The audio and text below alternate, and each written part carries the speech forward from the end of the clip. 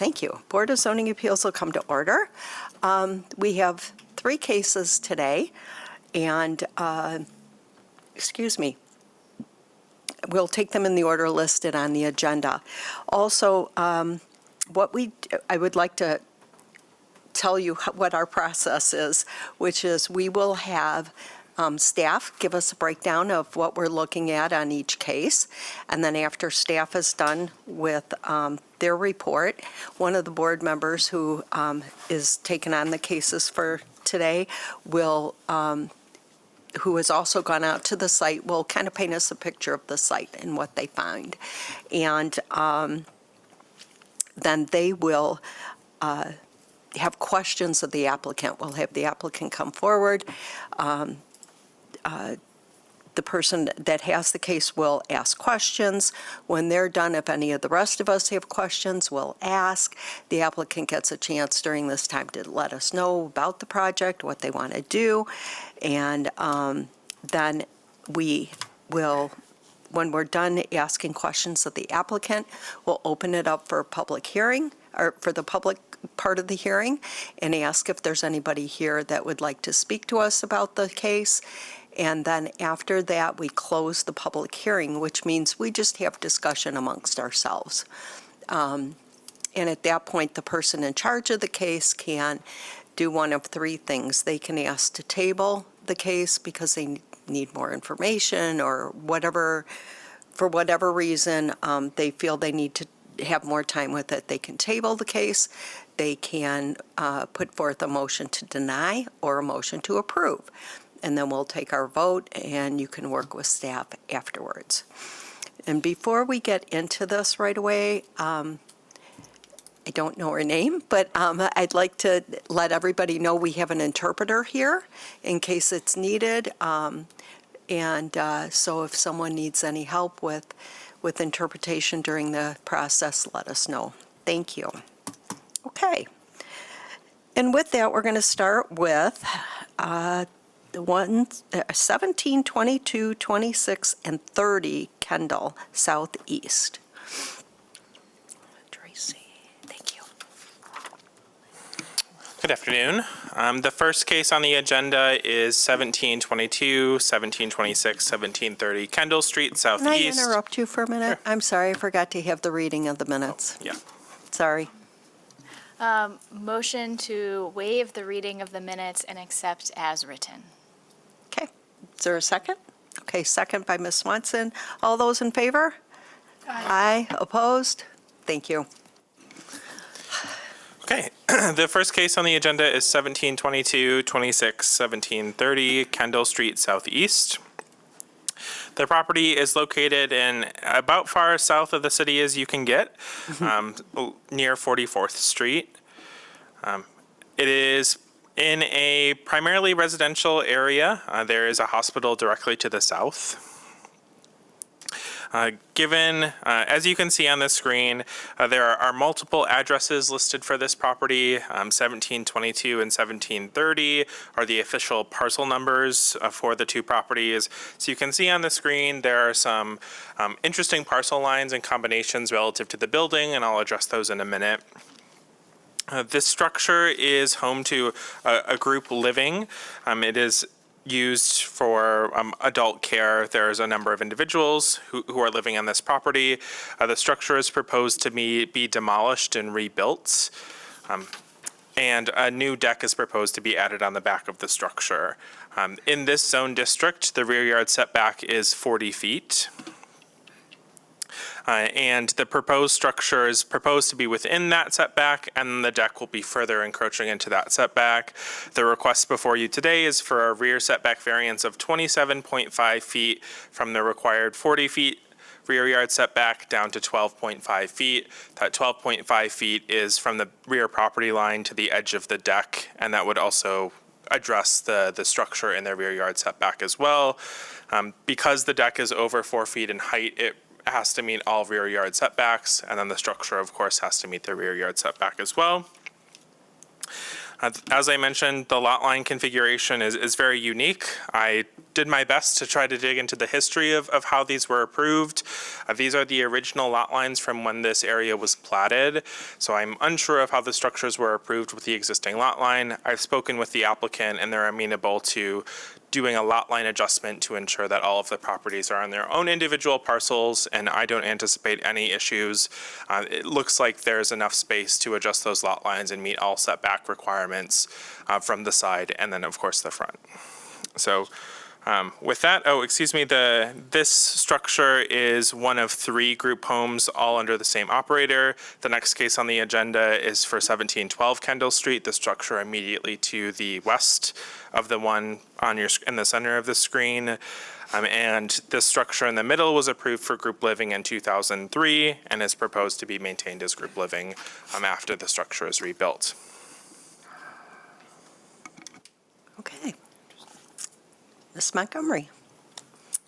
So that was a great description. I think the only other things I'll add while visiting this site is to the north of this property are all single-family homes, and to the south is a large parking lot that services the hospital to the southwest.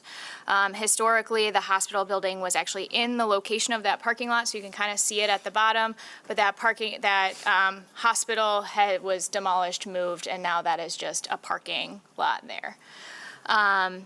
This particular home is in the central of the 3, and there is some topography here such that the front of the structure appears as a single story and the rear of the structure is 2 stories. The building itself has aesthetics very similar to other homes in the area. If I had, just driving past it in the front on Kendall there, wouldn't have really given it much thought in terms of being a different type of use that wasn't even just like a single family or a duplex. I think that's all I have to add. That's great. Thank you. Could the applicant please come forward? Please give us your name for the record. Good afternoon. Good My name afternoon. is Justin Longstreth with Moore and Bruging. Sorry. Justin Longstreth with Moore and Bruging, representing the applicant here today. I think the introduction that staff had, very accurate and thorough. The only thing I might add is, as part of this existing structure, and the reason for our request today is in bad shape structurally. We have explored with geotechnical engineers, structural engineers, ways that we might fix the existing issues without having to demolish the home. And it's almost like when you get into a car accident and the cost of the repair is more than what the cost is worth. We have found that just to remedy the issues that are happening with this structure are actually more than what it would cost to knock it down and build a new one. So we really are not interested in expanding the building footprint. So the build back plan would fit within the structure footprint of what's there today. But just with the current setbacks on this particular property, it would make it very, very difficult to build back a new home for this use and adhere to those setbacks. So that's the nature of our request today. Go ahead. I actually don't have any questions. Anybody have questions? Yes. I just have one. Ms. Montgomery mentioned that the houses fit within the feel of the neighborhood. When you're planning on rebuilding it, are you planning on continuing to make them seamless with the neighborhood? Yes, that's correct. It'll look like a single-family home. Okay, great, thank you. Anybody else?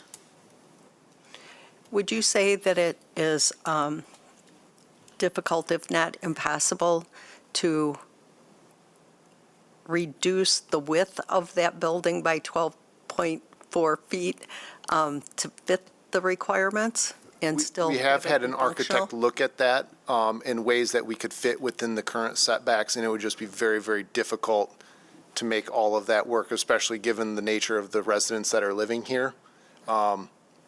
They do have traumatic brain injuries, and so there's a lot of just spatial needs that they have for that reason. And with it, the building being narrower makes it very, very difficult to achieve that. Okay. All right, great. So this deck is this new, or does it already have a deck and this is a replacement for the deck? It currently has a deck, and this would just be a replacement. So when we demolish the structure, we're going to take it all down at once. Gotcha. Okay, so it's just back in the same place. Yes, correct. Great, thank you. Anyone else? No? Okay. We're going to see if anybody wants to talk to us. We are on case 1722, 1726, and 1730 Kendall. If anybody wants to talk to us about that case, now's the time. Okay. All right. Do you have any reason to talk to the applicant again? You want to close the public hearing? We can motion to close the public hearing. Okay. Second. All those in favor? Aye. Opposed? Okay. What would you like to do? All right, I would like to make a motion. So I would like to make a motion to, and I want to make sure I got my dimensional language right. I want to make a motion to approve a dimensional variance of 12.4 feet to reduce the required 40-foot setback from the rear property line to 27.6 feet with the following conditions. Oh, please. Carmen, can you flip the two numbers? A dimensional variance of 27.6 feet for a setback of. Yes, a dimensional variance of 27.6 feet to reduce the required 40-foot setback to 12.4 feet. Is that correct? Okay. So exceptional or extraordinary circumstances or conditions. First off, as discussed, the single structure straddles several parcels, immediately creating an exceptional condition. However, assuming a single parcel, the size of the existing structure on the lot creates narrower setbacks that are generally required in the zone district, specifically 18.5 feet, already within the setback requirements. The parcel sits between single-family homes to the north and a hospital and large parking lot to the south, creating a rear lot unlike other parcels in the area. So that condition is met. Condition number 2, substantial property right. This property has been approved for and used as an adult foster care facility since 2003. In order to continue to use it in the way that it has been, this variance is required. This condition has been met. For not self-created, as stated previously, this property has been approved for and used as an adult foster care facility since 2003. The substantial structural issues of the current structure require it to be demolished and rebuilt. Other options have been considered. They are not changing the footprint and are operating within the existing conditions of the site. Thus, I believe this condition is met. For no substantial detriment, condition number 4, the property abuts a large parking lot, so no immediate rear neighbors will be impacted. The improved structure and deck will improve the site and provide usable housing in the neighborhood, so no substantial detriment condition has been met. And condition number 5, alignment with master plan and zoning ordinance. The master plan aims to have a mix of diverse housing types within this zone district. By granting this variance, it's allowing continued additional housing for a unique population. I do have 2 notes. So condition 5 has been met. I do have 2 notes with the nature of this variance. It's being set such that the deck can also be accommodated, which is extended beyond the house. So I do want to make a note of per plan submitted such that the building can't extend beyond the defined footprint of the plans. And then second would be, given the split across parcels, doing a separate exercise to redo the parcel in relationship to the building, which my understanding is that's already in progress, but wanted that noted as well. Okay. Can I get a second for that motion? Second. Any discussion, additions, changes? Okay, nicely done. Thank you. Okay, all those in favor of the motion to approve? Aye. Opposed? Okay. Now we're going to go to 1712 Kendall. Okay, we're just moving right to next door. 17 Kendall, very similar to 1722 Kendall, is in the southeast portion of the city. It's in a primarily residential area just north of a hospital. It is the most western building in a series of 3 buildings operated as group homes. Unlike 1722 Kendall, this structure is proposed to remain. It is the deck that is before you today. So the deck on this back of the structure, as you can see there in the photo, has been removed. And is proposed to be rebuilt within the existing footprint. Because the deck is over 4 feet in height, it is required to comply with all rear yard setbacks, and in this zone district, it's 40 feet. The previous deck was a little bit below the door as you are shown in the footprint, and the applicant is looking to raise the deck to align with the bottom of the door to provide 0-step access to the deck from the internal portion of the structure. So like the other case, it is the same exact dimensions here before you today. So the rear setback is 40 feet, and the applicant is seeking a 27.5 feet rear setback variance. The deck will be 12.5 feet from the back of the property line. I forgot to mention this in the previous case, but all 3 of these structures at one time were operated in association with the hospital that was directly to the south, which is how you see some of those internal pathways crossing those property lines. At this point, they are now operated under different ownership groups. Okay. All right.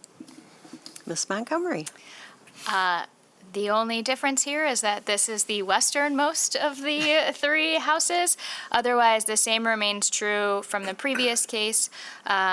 North, single-family homes, south parking lot, and similarly, the structure has very comparable aesthetics to those of the neighborhood.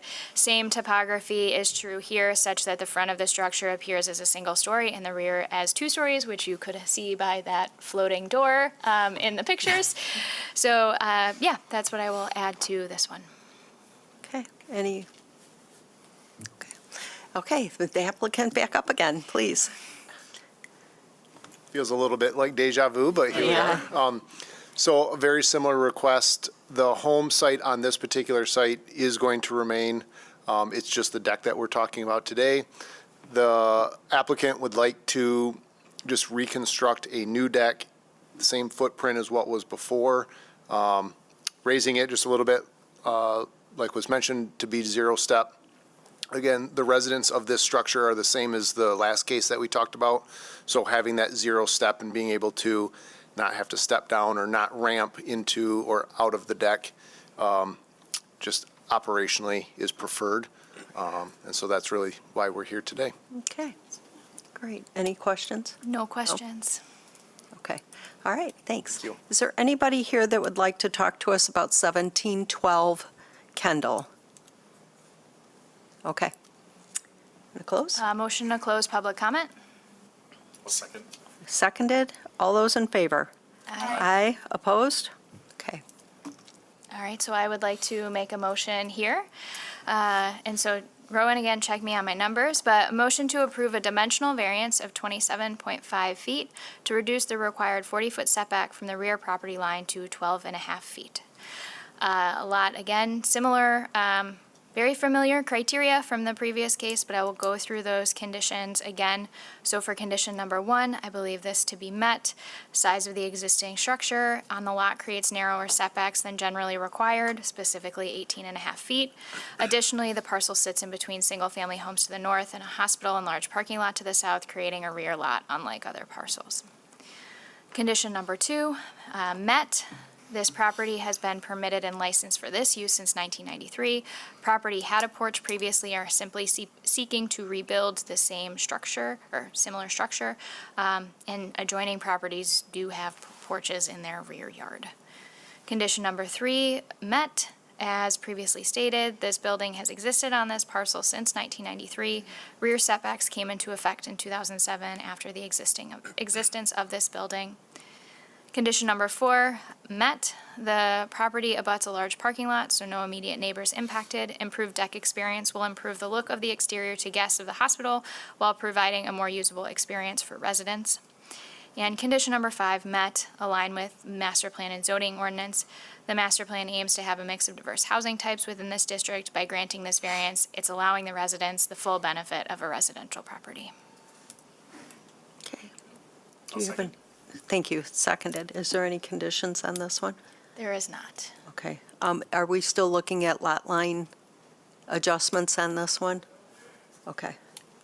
And so, Can add a similar note here Right. of, given the split across parcels, having the separate exercise to do the parcel in relationship to the building. good.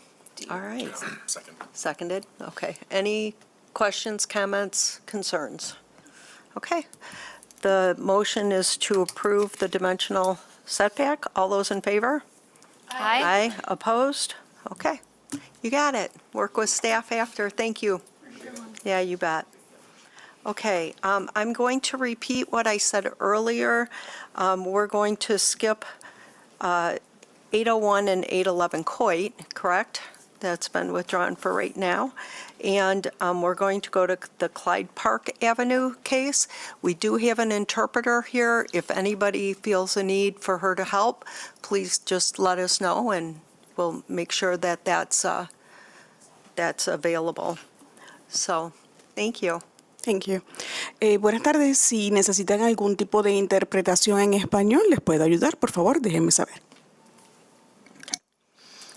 So we're at 1846 Clyde Park Southwest.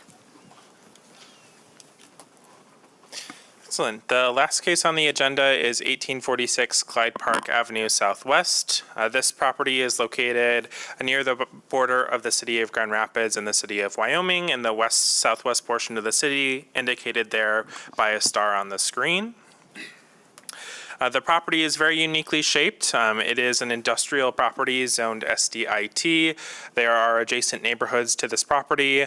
The city of Wyoming is on the west side of Clyde Park Avenue Southwest, so all of the properties to the east of Clyde Park are in the city of Grand Rapids, to the west are in the city of Wyoming. The property is currently used by El Milagro, a tortilla manufacturer, and is the source of their production. They also own the two parcels to the south. The parcel 741 Plett Street Southwest is a warehouse for some goods and product, and then the parcel at the corner is just used as a parking lot and for vehicles and trucks. And the applicant is looking to expand the building to the northwest, keeping a similar building line. The applicant is requesting a dimensional variance of 20 feet. The required setback between an industrial building and a residential zone district is 25 feet. When this property was built in 2001, the setback at that time between an industrial building and a residential property was 5 feet. So it was built in conformance with our zoning ordinance. In 2007, that setback increased from 5 feet to 25 feet, making the building non-conforming. Yeah, I think that's all I wanted to mention. And the applicant is here to talk about their case after Ms. Montgomery does her review. Ms. Montgomery, you're up again. Again, Rowan covering most of what I would describe. I will add, I went to this property on a Monday morning, and there was clearly production being had. It was relatively quiet, maybe just a little bit of scent of tortillas, but otherwise not at all a noisy facility. It is quite quiet, both activity and noise. There is, in the area where the expansion is being proposed, there is a change in topography along that east line. You can see the retaining wall there. It's 4 to 5 feet-ish, with a little bit of probably coming in to this property, minor sloping, as happens with retaining walls. And then along the back of the structure, which I think you can see from the aerial view, is there's some trees and greenery that runs kind of along that back of the building. Just checking my notes to see if there's anything else I would add. Yeah, that would be it. I did forget to mention that we received some letters of support for this application this morning. So I have 5 copies of those letters printed out for the board. And all of the dots in red there are the properties that submitted letters of support. Oh, that's helpful. Thank you. Huh? I know. Maya, can you make sure to note that the meeting minutes that James Lewis left at 1:21? Oh, I am sorry. I He forgot works to for ask for the conflicts. Yeah, he works for the agent that's representing the case. Thank you. Thank you. All right. But the map is very helpful. Thank you. It's just spoiling us. Okay, Ms. Montgomery. Can we have the applicant come forward?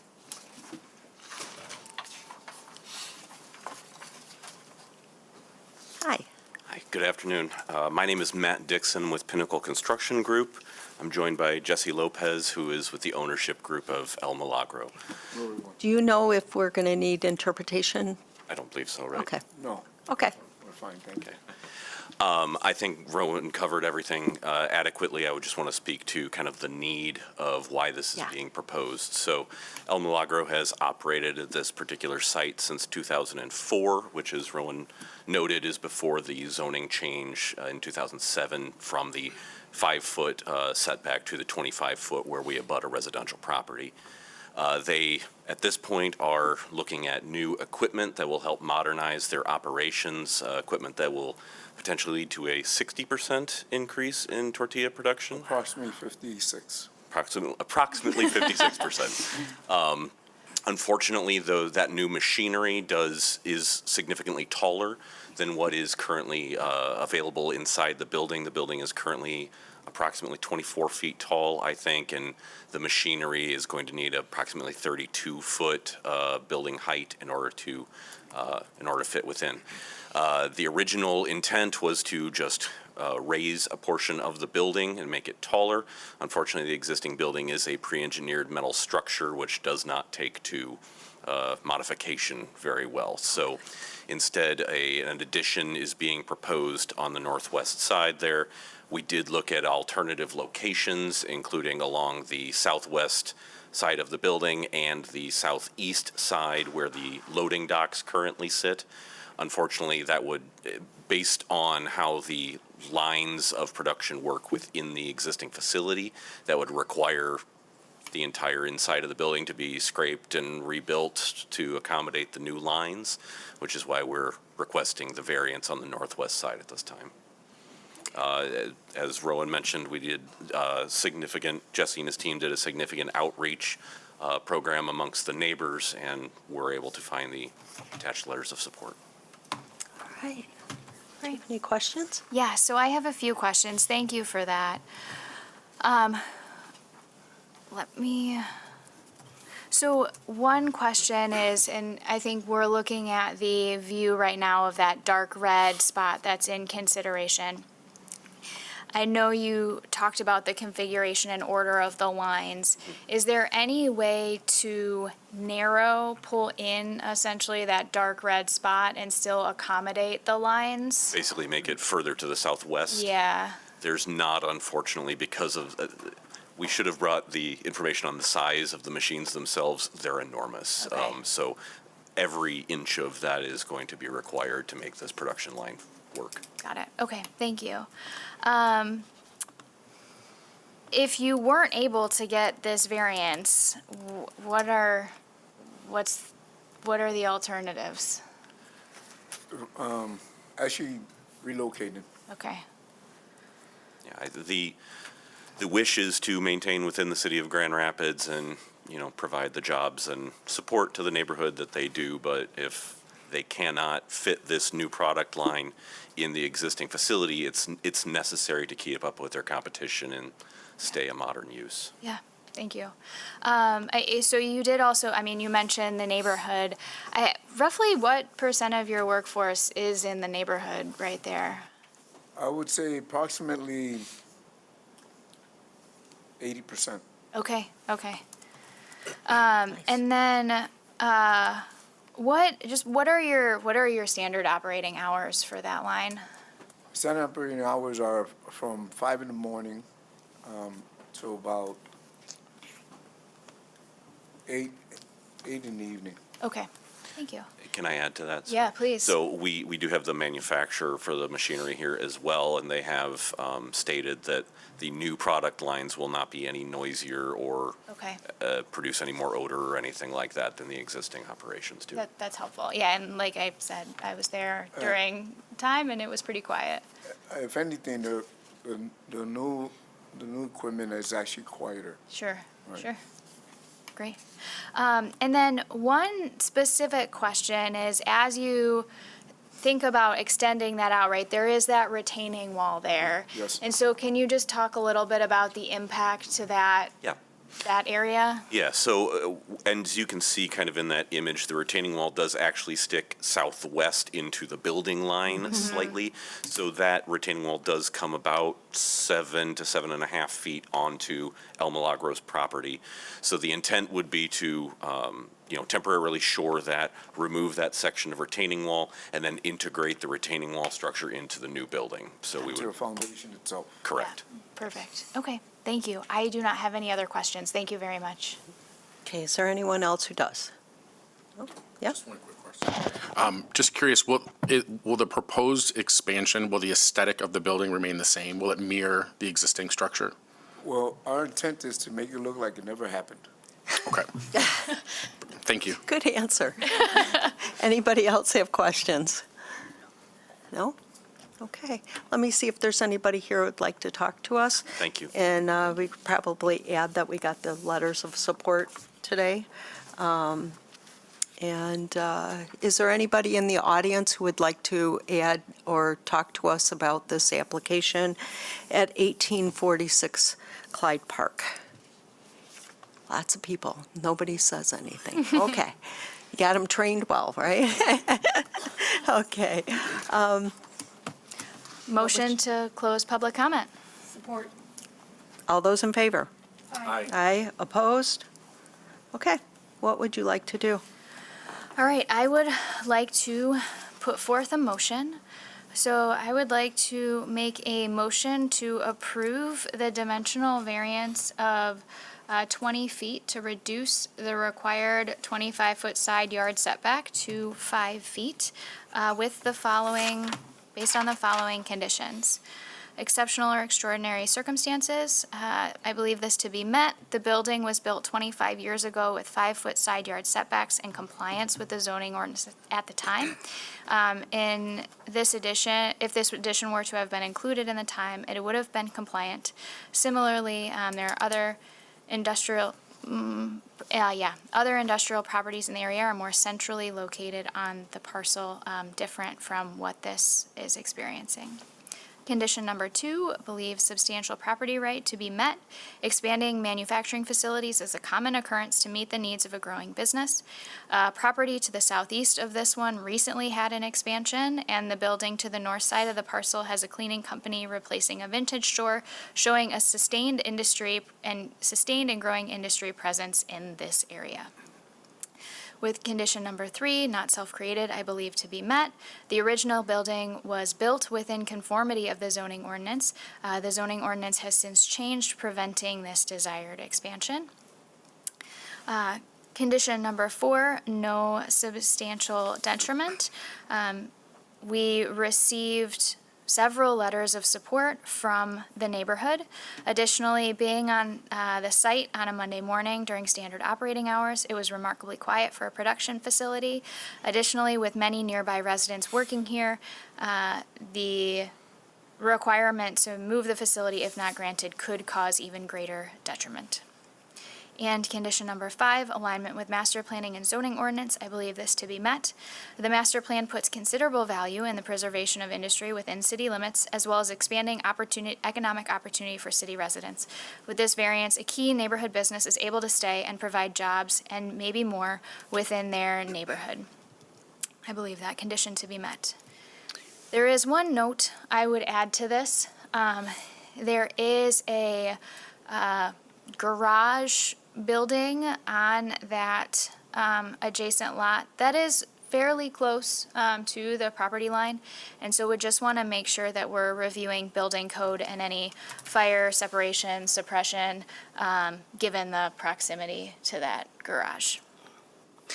Can I make one suggestion, Ms. Montgomery? Is just to note for number one, exceptional extraordinary circumstances, is just to note the unusual lot. I would call it a pizza slice, but I don't think that's even accurate. So I do want to just note that they're on really like 3 lots, a very odd-shaped lot, not something that we would find elsewhere in the city. Yes, I would like to add that. All right. I'll support. Okay, it's been supported. And I would just add per plans, per testimony, because Yes. you talked about retaining walls, and that's going to play Yes. into the garage. And Yes. so that would be, I think it's important for the neighbor, but yet a great plan for the business, so. I will All right, accept that. so we're supporting, and then I am going to ask for a vote on all those in favor of approving this dimensional variance. Aye. Aye, opposed? Okay, you got it. Good luck. Thank you. Thanks for being a good neighbor. All right, Yeah. yeah. Is there any other business? No? We have a meeting next month? Sorry. Yep, we are anticipating holding the meeting next month. I'm aware of at least 3 cases on the agenda for next month. 4 cases on the agenda for next month. So we have a full agenda next month. So I'll send out the notices, emails as per usual, so. Okay. And I want to thank our interpreter for being here. Thank you so much. I did have one other question. It's not really, but we had a case a while back at the corner of Ball and Leonard where the Speedway was going to put in a massive, new facility, and they have since pulled on that, and their variance is too old now anyway. Have you heard anything about, it would be a great corner for some multi-use housing or multi-unit housing or something, but you haven't heard anything? Yeah, I would defer to the assistant planning director on that. Oh. Yep. Sure. No, we have not heard any, there has not been any movement or interest in that parcel at this point. That's too bad. But if we do hear from someone, we will share your comments and ideas. Well, it's a big enough piece of property. Yeah, it is. It really could accommodate some of the smaller scale, but multiple unit kind of thing. So, okay, so then we're adjourned. All right, thank you, everybody, for being here. Have a great month. See you next month. Feel better.